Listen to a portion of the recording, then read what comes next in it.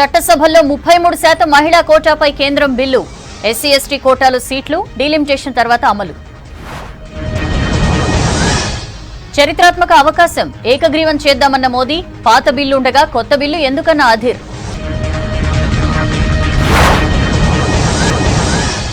బలహీన వర్గాల మహిళలపై రాజకీయం ఎందుకన్న ఖర్గే, మంత్రి నిర్మల ఆగ్రహం, రాష్ట్రపతిని చేశామని కామెంట్. మహిళా బిల్లుపై సంబురాలు, మోదీకి పాలాభిషేకాలు. ఓట్ల రాజకీయం అయినా మద్దతిస్తామన్న పలు విపక్షాలు. పాత పార్లమెంట్లో ఫోటో సెషన్, ఇక సంవిధాన్ సదన్ గా పేరు.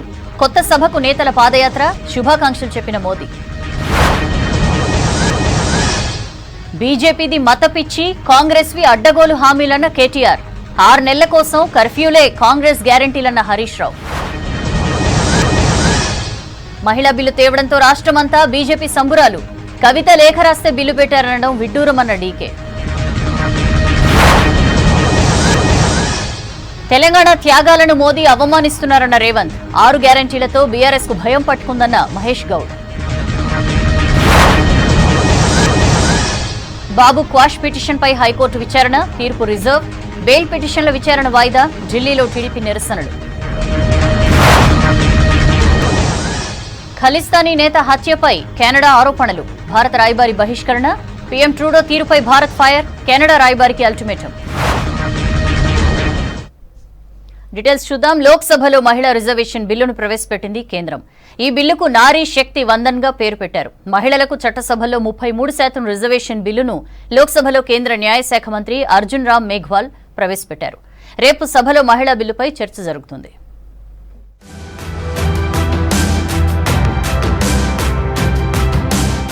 లోక్సభలో మహిళలకు 33% రిజర్వేషన్ బిల్లును ప్రవేశపెట్టింది కేంద్రం.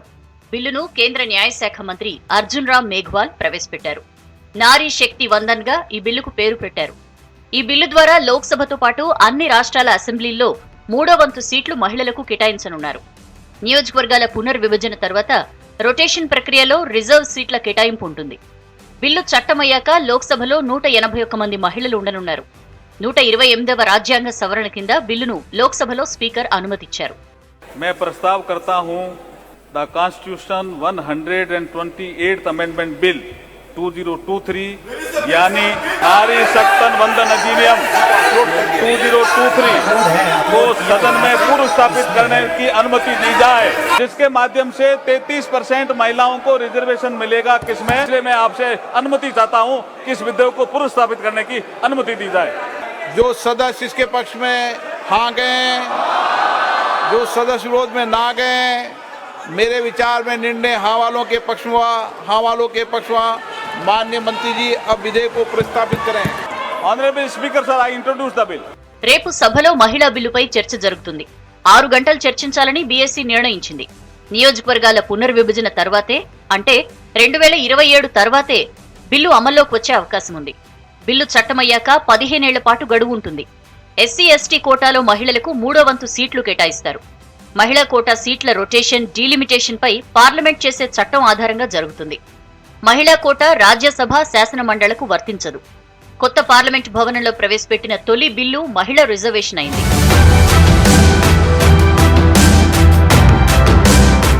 లోక్సభలో బిల్లు ప్రవేశపెట్టే సమయంలో విపక్షాలు ఆందోళన చేశాయి. మహిళా రిజర్వేషన్ బిల్లును మన్మోహన్ సింగ్ హయాంలోనే రాజ్యసభలో ప్రవేశపెట్టారన్నారు అధీర్ రంజన్ చౌదరి. ఆ బిల్లు ఇప్పటికీ ఉండగానే మళ్లీ కొత్తగా ఎలా ప్రవేశపెడతారని ప్రశ్నించారు. మన్మోహన్ సింగ్ హయాంలో ప్రవేశపెట్టిన బిల్లు రాజ్యసభలో మాత్రమే ఆమోదించారన్నారు అమిత్ షా. లోక్సభలో ఆమోదం కాలేదని, తర్వాత ప్రభుత్వం కూలిపోయిందన్నారు. ఇప్పటికీ బిల్లు ఉంటే ఆధారాలు చూపించాలన్నారు అమిత్ షా. डॉक्टर मनमोहन सिंह की सरकार के वक्त जो ये बिल आया वो आज तक जीवित है, राज्यसभा में पास हुआ है। सीडब्ल्यूसी कांग्रेस कार्य समिति की बैठक में जो रेजोल्यूशन पास हुआ कि उस बिल को पास किया जाए, पारित किया जाए, ये बहुत महत्वपूर्ण है। महिला आरक्षण बिल लोकसभा में पास हुआ था, कभी पास नहीं हुआ। ये बिल 2014 में ही लोकसभा के विघटन के साथ ही ये बिल निरस्त कर दिया गया। माननीय अध्यक्ष, दोनों स्टेटमेंट फैक्चुअल इनकरेक्ट स्टेटमेंट है। సెప్టెంబర్ 19 చరిత్రలో నిలిచిపోతుందన్నారు ప్రధాని మోదీ. లోక్సభలో మహిళా రిజర్వేషన్ బిల్లును ప్రవేశపెట్టే అవకాశం తమకే వచ్చిందన్నారు. నేడు అన్ని రంగాల్లో మహిళలు ముందుంటున్నారని చెప్పారు. చట్టసభల్లోనూ పాలసీలు తెచ్చేందుకు మహిళల భాగస్వామ్యం ఉండాలన్నారు మోదీ. బిల్లును ఏకగ్రీవంగా ఆమోదించాలని అన్ని పార్టీల నేతల్ని కోరారు ప్రధాని మోదీ. 19 सितंबर की ये तारीख इसीलिए इतिहास में अमरत्व को प्राप्त करने जा रहे हैं। आज जब महिलाएं हर सेक्टर में तेजी से आगे बढ़ रही हैं, नेतृत्व कर रही हैं, तो बहुत आवश्यक है कि नीति निर्धारण में, पॉलिसी मेकिंग में हमारी माताएं, बहनें, हमारी नारी शक्ति अधिकतम योगदान दें, ज्यादा से ज्यादा योगदान दें। 1996లోనే హెచ్డి దేవేగౌడ సారథ్యంలోని యునైటెడ్ ఫ్రంట్ ప్రభుత్వం మహిళా రిజర్వేషన్ బిల్లును లోక్సభలో ప్రవేశపెట్టింది. తర్వాత వాజ్పేయి, మన్మోహన్ సింగ్ ప్రభుత్వాల హయాంలోనూ ఈ బిల్లును ప్రవేశపెట్టారు. 2010లో రాజ్యసభలో ఆమోదం పొందినా లోక్సభలో పెండింగ్లో ఉండిపోయింది. ఆ తర్వాత 2014లో యూపీఏ ప్రభుత్వం కేంద్రంలో అధికారం కోల్పోవడంతో ఆ బిల్లు అక్కడే ఆగిపోయింది. మళ్లీ దాదాపు 27 ఏళ్ల తర్వాత మోదీ సర్కార్ మహిళా రిజర్వేషన్లపై కొత్త బిల్లును లోక్సభలో ప్రవేశపెట్టింది.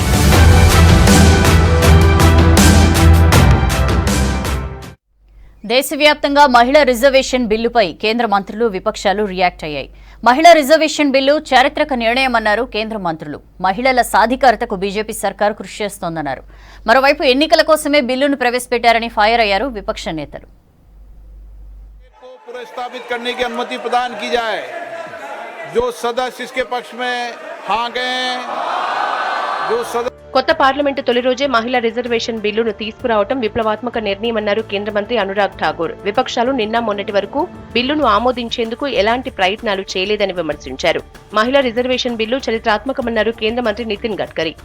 कोई ऐसा क्षेत्र नहीं जहां पर नारी का योगदान ना हो, महिलाओं का योगदान ना हो। नारी का सहयोग, नारी का समर्पण, नारी का नेतृत्व और नीति निर्माण में उनका योगदान हो, उसके लिए क्रांतिकारी कदम आज उठाया गया। जब देश की नई संसद में पहले ही दिन पहला ही ऐसा बिल वुमेन रिजर्वेशन बिल आ गया। మొట్టమొదటిసారిగా మహిళలకు 33% రిజర్వేషన్లు కల్పించడం సంతోషకరమన్నారు లోక్సభ మాజీ స్పీకర్ సుమిత్రా మహాజన్. గాంధీ కుటుంబానికి తమ కుటుంబంలోని మహిళలకే సాధికారత కల్పించేందుకు ఇంట్రెస్ట్ ఉందని ఆరోపించారు కేంద్ర మంత్రి స్మృతి ఇరానీ. वर्षों से महिलाओं के इस राजनीतिक संघर्ष को अपना संकल्प बनाकर वो सिद्धि तक ले जाने वाले हैं। आज नारी शक्ति वंदन बिल जो लोकसभा में इंट्रोड्यूस हुआ वो हमारी महिला शक्ति, नेतृत्व शक्ति बने हमारे राष्ट्र की, उसको परिभाषित करेगा। प्रधानमंत्री मोदी जी ने विमेन लेड डेवलपमेंट का जय घोष किया था भारत में। మహిళా రిజర్వేషన్ బిల్లును ముందుగానే ప్రవేశపెట్టి ఉంటే మహిళలు పెద్ద సంఖ్యలో పోటీ చేసే అవకాశం ఉండేదన్నారు పీడీపీ చీఫ్ మెహబూబా ముఫ్తీ. దేశ ప్రగతిలో ఇది ముఖ్యమైన మెట్టు అన్నారు. ఎన్డీఏ ప్రభుత్వం 10 ఏళ్లు పూర్తి చేసుకోబోతోందని, ఆలస్యమైన మహిళా బిల్లు మంచి విషయమని అన్నారు ముఫ్తీ. वुमेन रिजर्वेशन तो ओवरऑल हर जगह फायदा होगा, तो ये एक जगह की बात नहीं है, ये तो हर जगह जब वुमेन को रिजर्वेशन मिलेगी, क्योंकि सबसे पिछड़ी हुई जो अगर तबका है वो औरतों का है, तो जो फैसले होते हैं उसमें जब तक औरतों को रोल नहीं मिलता है, और वो रोल तभी मिलेगा जब असेंबली और पार्लियामेंट में औरतें आएंगी. మహిళా రిజర్వేషన్ బిల్లులో బీజేపీ ఎవరికి ప్రాధాన్యత ఇస్తోందని ప్రశ్నించారు ఎంఐఎం చీఫ్ అసదుద్దీన్ ఓవైసీ. ముస్లింలకు కోటా లేకపోవడం మహిళా రిజర్వేషన్ బిల్లులో ప్రధాన లోపమన్నారు. ఈ బిల్లును వ్యతిరేకిస్తున్నామన్నారు అసదుద్దీన్. 8,900 कितने 8,992 एमपीज मुंतखब हुए हैं, जिसमें से मुसलमान सिर्फ 520 हैं, जो 50% का एक डेफिसिट है। उस 520 में मेरे ख्याल से मुट्ठी भर मुस्लिम खवातीन हैं, तो आप रिप्रेजेंटेशन कहाँ दे रहे हैं, किसको दे रहे हैं रिप्रेजेंटेशन? వచ్చే ఎన్నికల్లో లబ్ధి కోసమే మోదీ ప్రభుత్వం మహిళా బిల్లును ప్రవేశపెట్టిందన్నారు రాజ్యసభ ఎంపీ కపిల్ సిబల్. బీజేపీ సర్కారుకు రాజకీయాలు తప్ప మరే ఆలోచన లేదని విమర్శించారు. क्योंकि ये चाहते हैं कि इनको राजनीतिक फायदा हो 2024 में, और महिलाओं को बता सके देखिए हमने एक ऐसा ऐतिहासिक काम किया है। ऐतिहासिक काम तो आपको 2014 में करना चाहिए था और हम के साथ थे। क्या ऐतिहासिक है इसमें? ये राजनीतिक बातें हैं, इनकी सोच राजनीतिक है। కాంగ్రెస్ పాలనలో మహిళా రిజర్వేషన్ బిల్లును నిర్లక్ష్యం చేశారని ఆరోపించారు రాష్ట్ర వ్యవహారాల ఇన్ఛార్జ్ తరుణ్ చుగ్. మోదీ పాలనలోనే మహిళా సాధికారత నెరవేరుతుందన్నారు. ये प्रधानमंत्री नरेंद्र मोदी जी की एक दूरगामी सोच है। 3 दशकों से पेंडिंग था। भारत के प्रधानमंत्री श्री नरेंद्र मोदी जी द्वारा निर्मित भारत के अपने हाथों से बना हुआ अपने संसद भवन के अंदर देश की सारी पार्लियामेंट को लेकर वो वहां गए हैं। एक स्वागत योग्य महिलाओं को सशक्तिकरण करने का, इंपावर्ड करने का जो बिल है। దేశవ్యాప్తంగా మహిళా రిజర్వేషన్ బిల్లుపై బీజేపీ మహిళా కార్యకర్తలు సంబరాలు జరుపుకుంటున్నారు. క్రాకర్స్ పేల్చి మోదీ చిత్రపటానికి పాలాభిషేకం చేశారు. కాంగ్రెస్ హామీలు నమ్మి మోసపోవద్దన్నారు మంత్రి కేటీఆర్. కాంగ్రెస్ వస్తే రాష్ట్రంలో మళ్లీ చీకటేనన్నారు. కుల మతాల చిచ్చు పెట్టేందుకు బీజేపీ ప్రయత్నం చేస్తోందని ఫైర్ అయ్యారు. మాయ మాటలు నమ్మితే గోసపడక తప్పదన్నారు హరీష్ రావు. కాంగ్రెస్ కార్డ్ సంతకం లేని పోస్ట్ డేటెడ్ చెక్ అని విమర్శించారు.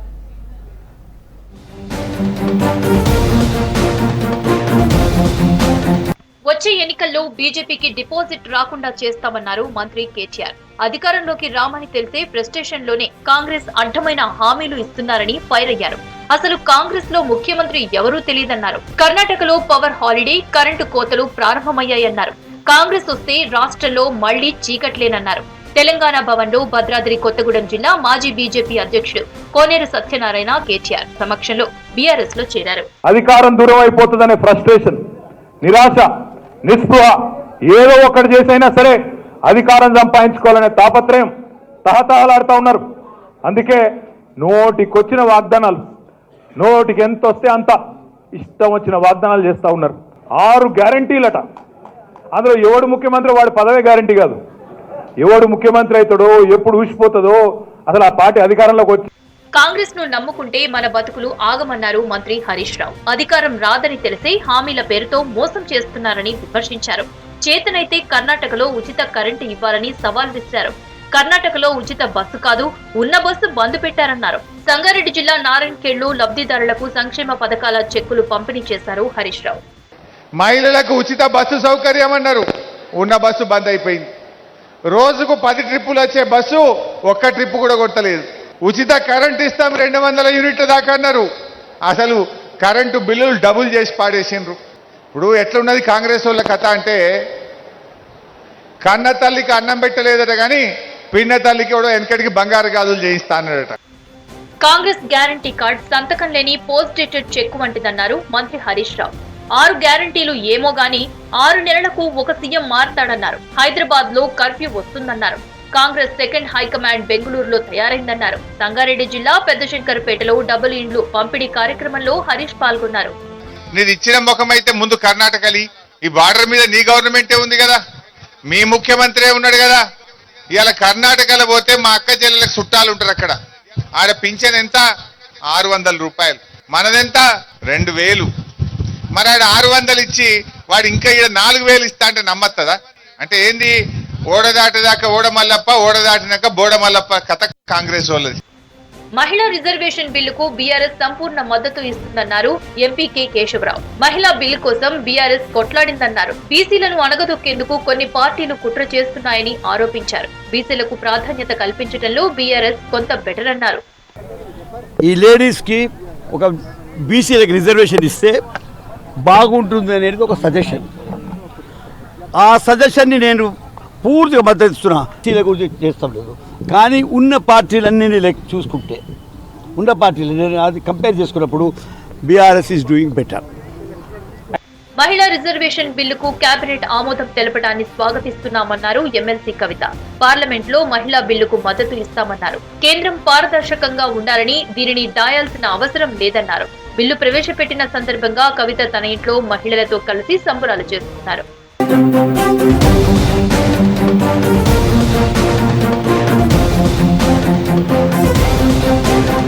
కాంగ్రెస్ దేశవ్యాప్తంగా ప్రజల విశ్వాసం కోల్పోయిందన్నారు బీజేపీ సీనియర్ నాయకురాలు డీకే అరుణ. కవిత, కేసీఆర్ లేఖ రాస్తే మోదీ మహిళా బిల్లు పెడుతున్నట్లు మాట్లాడుతున్నారని విమర్శించారు. మహిళలను గౌరవించే అలవాటు కేసీఆర్ కు లేదన్నారు. బీఆర్ఎస్ కమిటీల్లో మహిళలకు కీలక బాధ్యత ఎక్కడైనా ఉందా అని ప్రశ్నించారు. లోక్సభలో మహిళా బిల్లు ప్రవేశపెట్టడంతో బీజేపీ స్టేట్ ఆఫీస్ దగ్గర మోదీ చిత్రపటానికి పాలాభిషేకం చేశారు మహిళా నేతలు. నరేంద్ర మోదీ గారి యొక్క నాయకత్వంలో ఈ దేశ ప్రధానిగా కొత్త పార్లమెంటు భవనంలో మొట్టమొదటి బిల్లును, మహిళా బిల్లును ప్రవేశపెట్టడం ఇది చరిత్రాత్మకమైనటువంటి తెలియజేస్తా ఉన్నా. ఈరోజు ఈ యొక్క బిల్లు చట్టసభల్లో అంటే అసెంబ్లీలలో కానీ పార్లమెంట్లో కానీ చట్టసభల్లో మహిళల యొక్క ప్రాతినిధ్యాన్ని పెంచుతూ 33% రిజర్వేషన్ను మహిళలకు ప్రాతినిధ్యం ఇవ్వాలనేటువంటి బిల్లును ఈరోజు పార్లమెంట్లో తేవడం ఈ దేశంలో ఉన్న మహిళలకు అందరికీ కూడా పెద్ద గర్వదినమని చెప్పి సందర్భంగా తెలంగాణ పోరాట స్ఫూర్తిని కించపరిచేలా మాట్లాడిన బీజేపీ సర్కార్ను తరిమి కొట్టాలన్నారు పీసీసీ చీఫ్ రేవంత్ రెడ్డి. 9 ఏళ్ల మోదీ పాలనలో ఏం ప్రగతి సాధించిందో చెప్పాలన్నారు. దేశ నిర్మాణంలో కాంగ్రెస్ పాత్ర కీలకమన్నారు. కాంగ్రెస్ ప్రకటించిన 6 గ్యారంటీలను అధికారంలోకి రాగానే అమలు చేస్తుందన్నారు హస్తం లీడర్లు.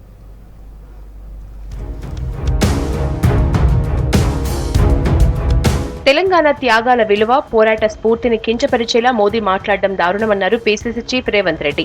రాష్ట్రం ఏర్పాటు చేసిన పార్టీగా తెలంగాణ గుండె చప్పుడు తెలుసు కాబట్టే రాహుల్ జీ మోదీ వ్యాఖ్యల్ని తిప్పికొట్టారని, మనం బీజేపీని తరిమి కొడదామని అంటూ ట్వీట్ చేశారు రేవంత్.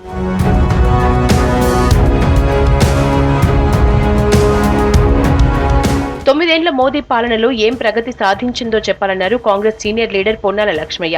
ఏ అంశంపైనైనా చర్చకు సిద్ధమన్నారు. దేశ నిర్మాణంలో కాంగ్రెస్ పాత్ర కీలకమన్నారు. పార్లమెంట్లో కాంగ్రెస్ పార్టీపై మోదీ వక్రీకరించి మాట్లాడారని ఫైర్ అయ్యారు.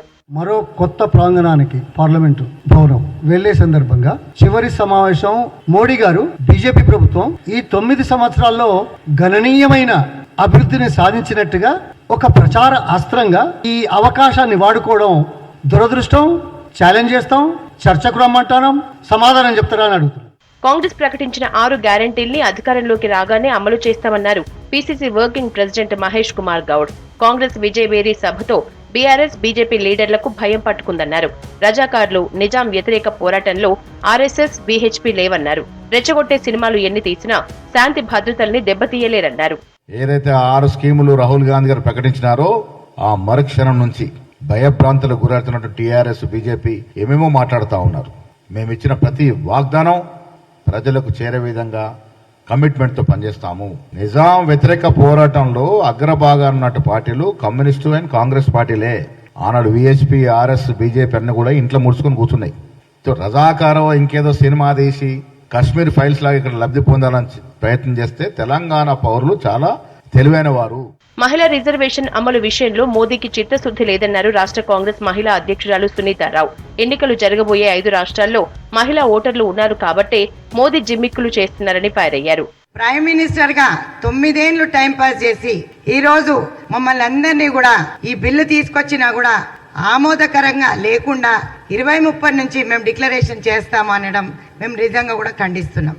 ఎందుకంటే 5 రాష్ట్రాల ఎన్నికలు ఉన్నాయి, మహిళలందరికీ కూడా పెద్దపీట వేస్తారు, ఒక ఎదురు చూపు అనేది ఉండే. కానీ ఈ విధంగా జిమిక్స్ చేస్తారు మోదీ గారు, మోసం చేస్తారు, ఒక డ్రామా చేస్తారు అని ఈ రోజే మాకు తెలిసింది. సంగారెడ్డి పట్టణంలో కాంగ్రెస్ ప్రకటించిన 6 గ్యారంటీలపై ఇంటింటి ప్రచారం నిర్వహించారు. కార్యక్రమంలో CWC member Gurdeep Singh Sappal, MLA Jaggareddy పాల్గొన్నారు.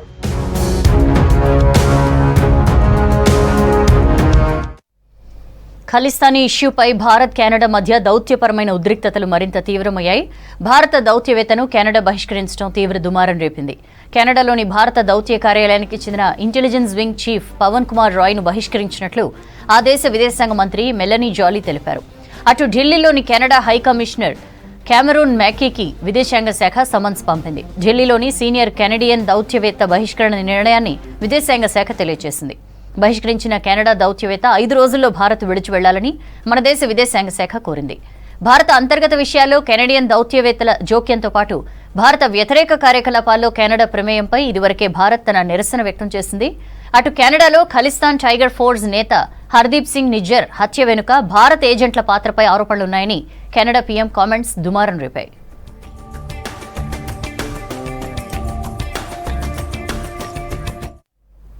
That's all for now. Stay tuned.